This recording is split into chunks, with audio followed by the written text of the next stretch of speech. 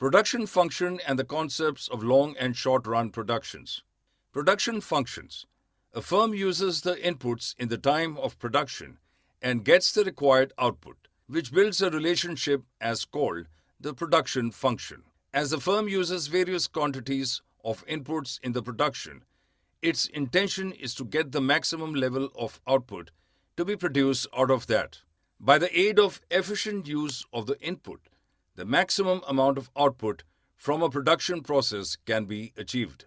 In the table of production function, where two factors of production are fixed, it can be shown how by the combination of two different factors, the output can be increased in multiplication of rows and columns. Isoquant curves. If two different inputs can generate the same amount of maximum possible level of output in the production phases, that set of inputs will be called isoquant with each other. Each isoquant represents the amount of the output by which it is recognized. The long and short run productions. In the long run process of the production, all of the inputs can be varied or changed in the phases of the production. So there is no limit of input in the production.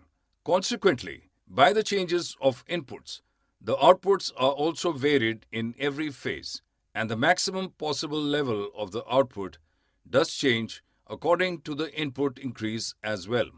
The long term does not depict the time, but one production is long term when its every input is variable input. In the short run process, one input is fixed and the other input is variable.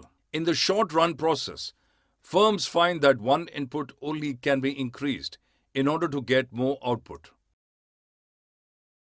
For more such videos on all subjects, practice questions, and a lot more, download iPrep and learn unlimited.